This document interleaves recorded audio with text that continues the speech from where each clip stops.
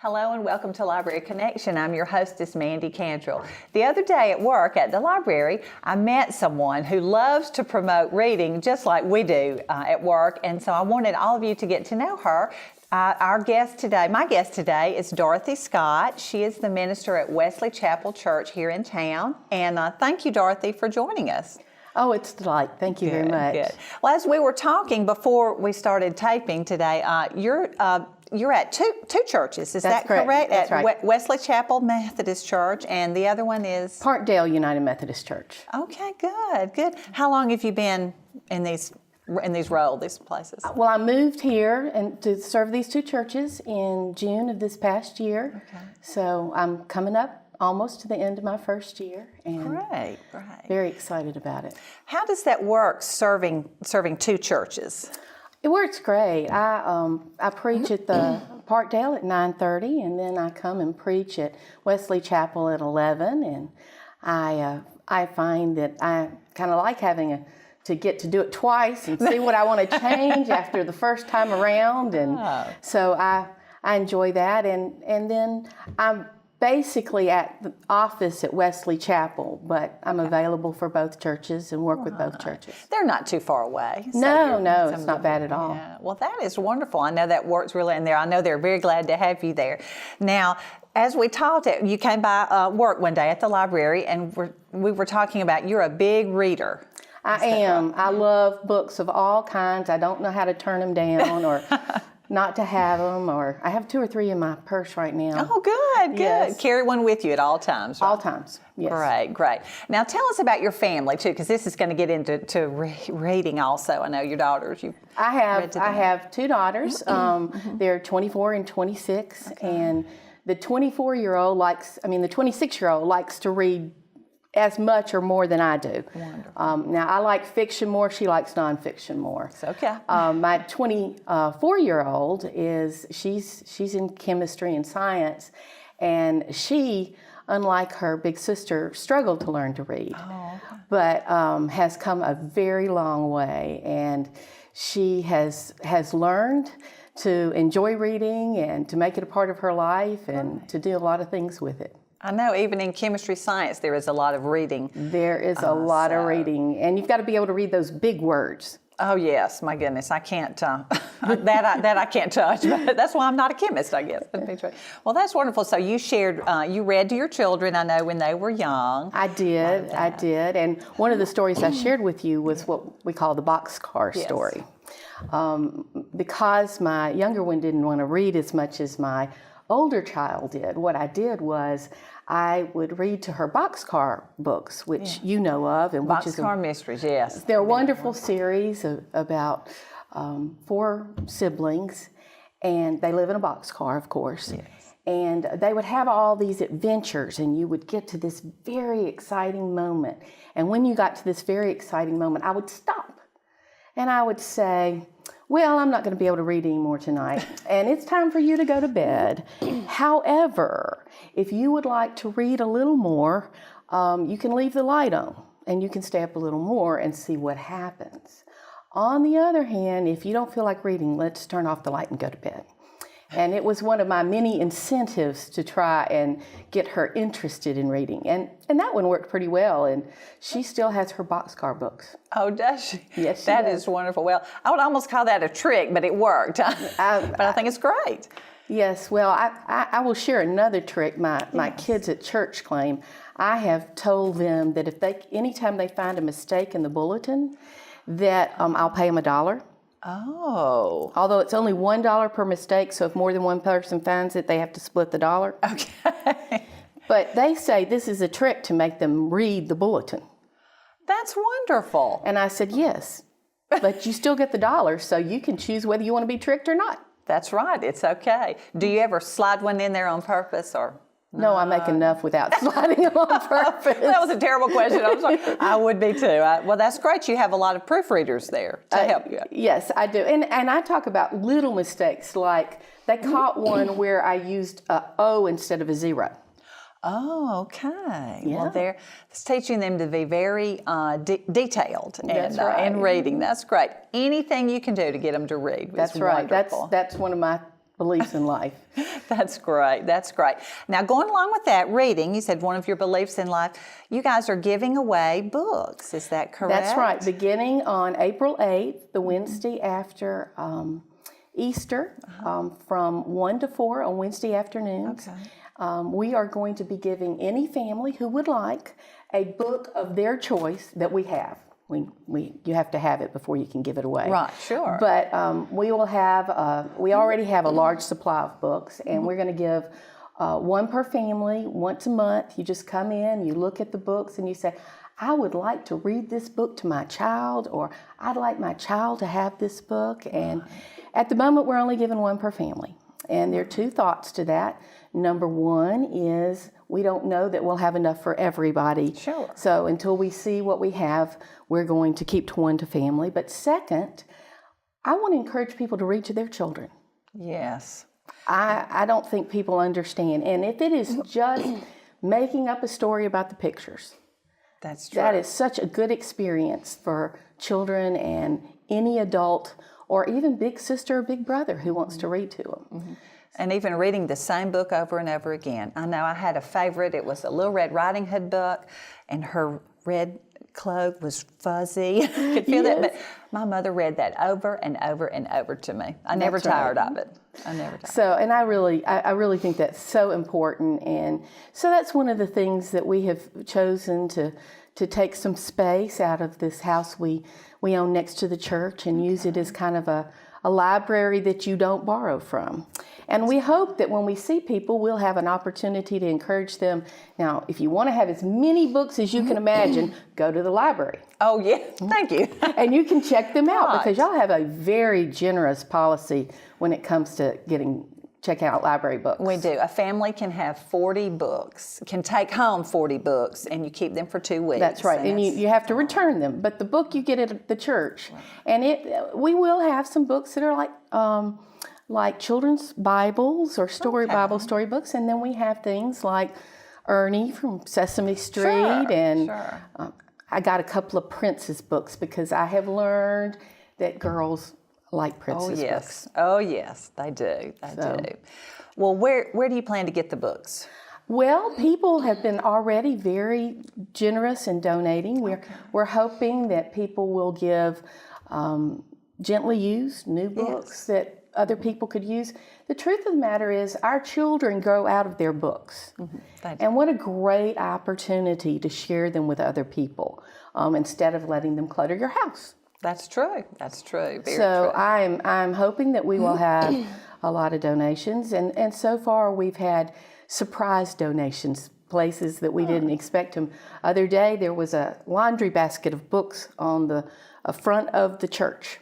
Oh. And I said, well, I think I know who they came from because I was talking to somebody and I believe that they just decided to donate, but I haven't seen them since, so I don't know. It's somebody I ran into at the hospital. Oh. So you just, anybody can donate, and we'll take laundry baskets on the front steps. And however, so if they want to give them, they can bring them to your church. That's right. Wesley Chapel on Park Street. It's on West Park Street. Yes. That's right. Okay. And the office is open from 8 to 12, 5 days a week.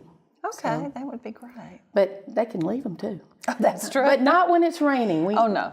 That wouldn't work very well. No, wet books are bad. You don't want that at all. That's right. Well, that is wonderful because I know the economy is bad, and sometimes books are something maybe people can't afford to buy. When you're trying to provide food and are looking for jobs and things like that, books are something you can't. Well, for many people, it is a luxury, but it is also something that brings so many gifts into lives. Mm-hmm. And so I'm hoping that that's a small thing that we can do for our community. That is great. That's wonderful. And it's called Yellow House Ministries. That's right, because it's in the Yellow House. That's wonderful. And are there certain days? We're really going to do it on Wednesday afternoons from 1 to 4 at this point. We may increase it, but right now we start with what we know we can do. That's great. That's a great time for people probably also. Now, At the same time, but separate from this, I know you have, is it the food pantry? We have a food pantry that is in the church building on Wednesdays afternoons. And so we know we already have people there. Yes, and volunteers. Volunteers, as well as people coming in and out of the church and parking lot. And they could come visit while they're there if they would want to. And, Sure. and, I just feel like kind of having more things at the same time is convenient for people. Oh, it is. Yeah, So yes, our food pantry is open every Wednesday afternoon from 1 to 4 as well. Good. Okay. Wednesdays 1 to 4. That's good. And if any of you have any gently used books, they'd love for you to donate them, I'm sure. Well, now on to a little bit of different topic. You've gotten involved in the city here. You're in Leadership Sylacauga, aren't you? Yes, that has been one of the true blessings of my life. When you walk into a new community, there are so many things you do not know. Yes. You just little things. I had the opportunity to go to a city council meeting, and when I went to the city council meeting, and it was an indirect result of Leadership Sylacauga, but when I went to the city council meeting, I hear these things about what's happening in the city. Well, I wouldn't have been inspired to do this. I got to go see a roofing company. I really liked that. Oh, yeah. And I did. As a matter of fact, the head of the economic development for Talladega County and for the state spoke to us. And I think I had more questions than anybody else. And I'm the least business person in the room because it's people from all different backgrounds who do this. I know you've had that experience. Yes. It's really nice. So, yes, I like to know, and it's a great way when you're new to town to get to know. It is.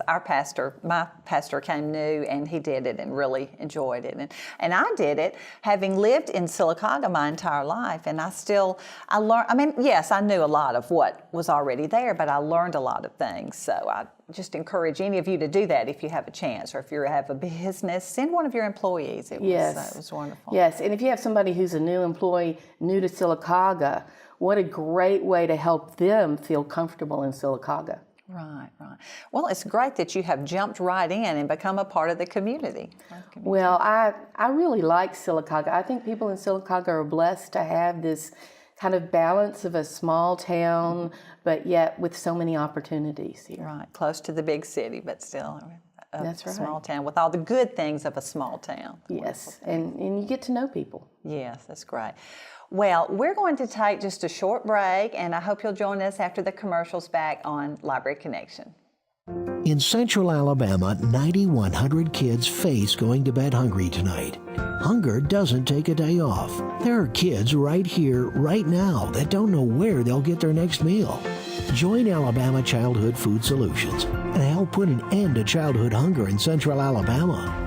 Make a difference. Donate today, by mail or online, to help ACFS feed hungry kids. There's no better time to share than now. Their next meal could come from you. You gotta try to be home. Think about what happened to you last year.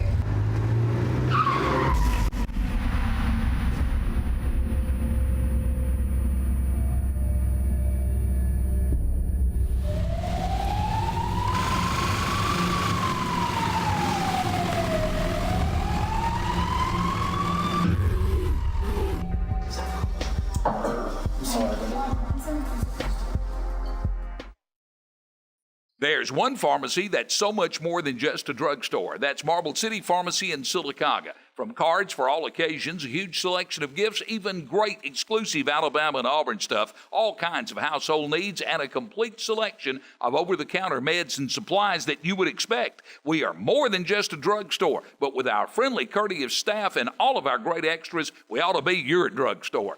We're Marble City Pharmacy in Ogletree Plaza. Right Tire and Service on West Fort Williams in Sylacauga is the right place for you. We carry the right tires for your car: Goodyear, Cooper, General, Michelin, and lots more. Right Tire and Service is also your right choice when it comes to all of your automotive service needs.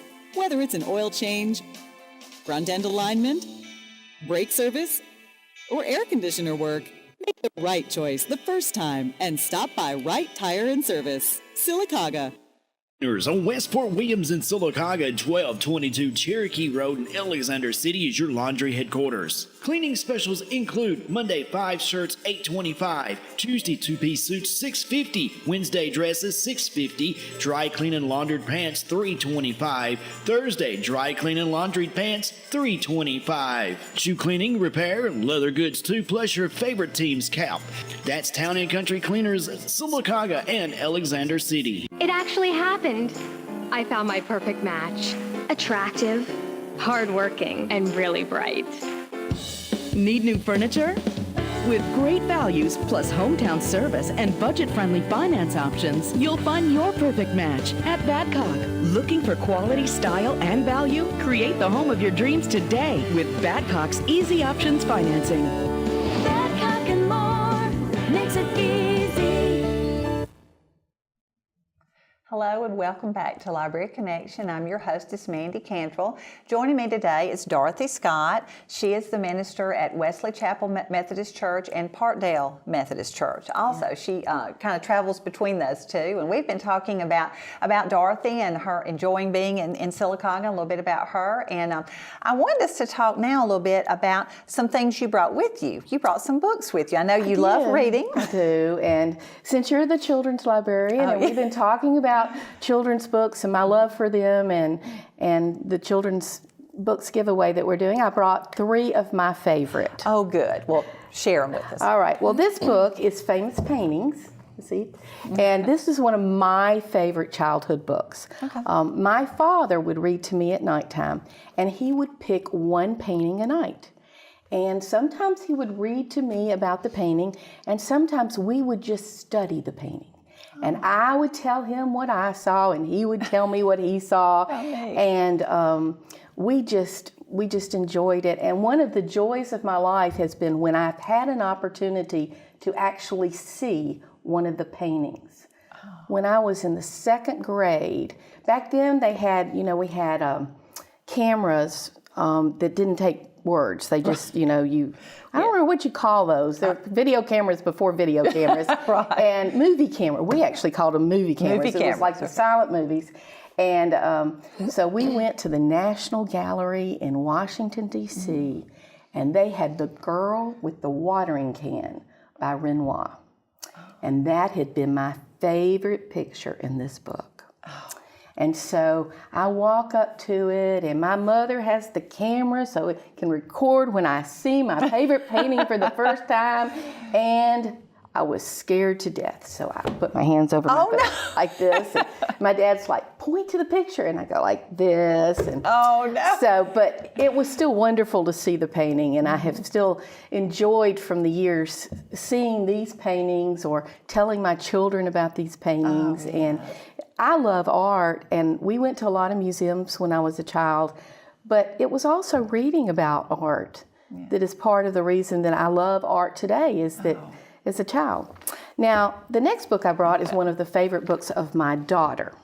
Mine too. This is a book called Leo the Late Bloomer. And as she struggled to learn to read, this was a wonderful book of saying, Leo had trouble getting around to it pretty quick as well. And his mama believed in him, and I believed in her. And besides, Leo the Late Bloomer is really cute. He is. And they have really beautiful pictures. So this is one of our favorite books, and just to see him as he blooms, which he does at the end, in his own good time, he bloomed. That's one of my favorites too. He doesn't bloom when a lot of the other children do. That's right. But he does catch up, and when he blooms, it's wonderful. He can do it all. That's right. He can do. And if I remember correctly, the last line is, and he says, "I made it." I made it. That's it. Exactly. I made it. Yes. So I love that book. And this is a book a good friend of mine gave me about 5 years ago. And see, it tells you something that I still have friends who give me children's books as presents. Good. This is a book by Desmond Tutu called God's Dream. And it has some of the prettiest pictures in it that you will ever see. You will notice that beauty is one of those themes that I kind of have in artwork and words. But in this book, it's about children learning to play together, to love one another, to be kind, to be friends, all the things we really want for our children. And Desmond Tutu had written a book named God's Dream as an adult book, but afterwards he came and wrote this about children playing together and loving one another. And so this is kind of one of my newer favorite books. Right. So yes, to give you a sense of how much I love children's books, I will put on the top of my bookshelves books like this. Okay. So when you walk in, you can see some of my favorite books. Good. I think it's so neat that your dad read to you about art. I've never heard that. It's a different type of bedtime story. It is. And I have no idea how true this is, but my dad used to say the focal point of a piece of art is a triangle. Find the triangle for me. Now, in modern art, that is clearly not true. But in many, particularly Renaissance pieces of art, the focal point would be a triangle. So I would say, and you think about, we would learn things that I didn't know I was learning, like triangles and squares and rectangles, because he would be asking me, hey, do you see any rectangles in there? That is neat. He found a way to make learning fun for you and learn about something that, most children might not study paintings of this time. That's right. That is wonderful. And then they took you to the painting. They did. They took me to some of the paintings, and even today, I have an opportunity once in a while to run into a painting, and I'm actually looking very much to seeing the little treasures at the Birmingham Museum now. Some of the artists that are in this book are going to be at the Birmingham Museum, or at the Birmingham Museum right this minute. So I'm going to do that before they leave. I'm planning on it. I went to Atlanta to see one of the paintings in this book last year. Oh my goodness. Are your parents, can you tell your dad about that, or is your dad still alive? Oh yes, both my parents are still alive. Wonderful. Actually, they went to Atlanta with me. Oh, wonderful. So yes, we talk about paintings, art, books. They have a love for books too. Obviously they read to me and they shared it with me. And I believe that the more you look at books and find where your love is, I have a theory that there is a book that I can find for anybody that they'll love. I think that too at work. And I give away a lot of books because what an opportunity to so like if I go to a yard sale and I see a book I really like and I have it, I'll buy another one so that I can give that book to somebody without giving my favorite copy away. Oh, what a wonderful idea. If we all did this, if we all did that, that'd be wonderful. Wonderful, great. Well, that just directly ties in with your book giveaway, that, getting books into people's hands, into children's hands. That's right. And one of the things I have found is Wesley Chapel has a number of school teachers. And school teachers appreciate the idea of children reading. And so I've had a lot of people in the church who have really come forward and said, this is good, we should do this, this is helpful for our community, and so I hope many people will take advantage of it. Well, I hope so. I'm sure they will. And just before we close, we're going to tell a little bit more, make sure people know the day, the time and things like that. You were talking about going to see paintings. I know you told me as a child, your vacations consisted of going to museums and railroad conventions. Is that correct? Railroad trial lawyer convention. Railroad trial lawyer. I know that's what most people do for vacations. Yes, it's a lot of fun to come into town and to see the trains, and a number of people in this community worked with the railroad in different ways. And I saw somebody just last week who had written about different trains, and I said, "Oh, I know about different trains. I had a friend who worked for this railroad," and so it was a lot of fun. Kids are fascinated by trains. Right. And your father was a railroad. He represented the railroad. And so that was part of our life, and he would go and talk to all those train people, and we would go and see museums. Neat. How fun. Where did you grow up? I grew up in Birmingham, and I always thought that Sylacauga was down 280. It wasn't very far away, and so therefore I kind of knew it. I didn't know Sylacauga at all because Sylacauga is not a suburb of Birmingham. Right. Well, I mean, it's kind of distant-wise. It could be a number of people work in Birmingham, but it has its own personality. It has its own business. One of the things I've learned from the chamber is you really work in Sylacauga at supporting your businesses. we try to, yes, we try to. And so, you know, I have really enjoyed that sense of uniqueness this city has. It is. We have a lot of wonderful places to shop, wonderful places to eat, wonderful library, we'll say, and churches, things like that. When I came here, love. I must tell you, the pastor before me says, this will be the best library you have ever been in. Well, thank you, thank you. We want to see you come in. I know you come in now. I do, and I do enjoy it. Great, great. Well, I'm excited that you're here, and we love for you to come see us, and we love for you to promote your church. And that's what I want to ask now. What are some things going on at Wesley Chapel in Parkdale? Well, one of the things that I went and had someone talk to me about recently is the concept of prayer walking. Okay. And I have been walking with different church members in neighborhoods around the churches. Okay. And the idea is that if you see me and someone else and we're walking down your street and we stand in front of your house, I'm not looking to buy it. No, what I'm doing is I'm praying for you and your household. And I'm also having a sense of just connectedness with the homes in the community. And I just believe that praying for a community is one of the best ways that I can come to be a part of the community. So that's one of the first things I'm doing. Let me share another thing that I'm doing. Yes, it's very, I was showing it to the church last night. We had an Ash Wednesday service. And so last night, I bought 2 jigsaw puzzles of the community. You can order from National Geographic a jigsaw puzzle, in which the address you choose is right in the middle of it. And I did one that was a map with streets, and another one that's Google Earth. You know how you see the picture from ahead? And I said, now you're going to help me do these puzzles and tell me what you know about the houses, the streets, the neighborhoods, and hopefully that's another way I'll get to know the community I live in. That is wonderful. I know, because if you are looking and praying for people, you have, to me, I would think you have a sense of, I not own the community, but I'm a part of this community because you're praying That's for right. people. And I went down the street the other day and there was a daycare and there were children coming out, and I'd driven back and forth and I had not really noticed there was a daycare right there. So it just really opens your eyes, and you see that, you know, these neighborhood people are taking such good care of their homes, or you know, there's a ramp on their front door and there's a handicap sticker, and you know to pray for that person.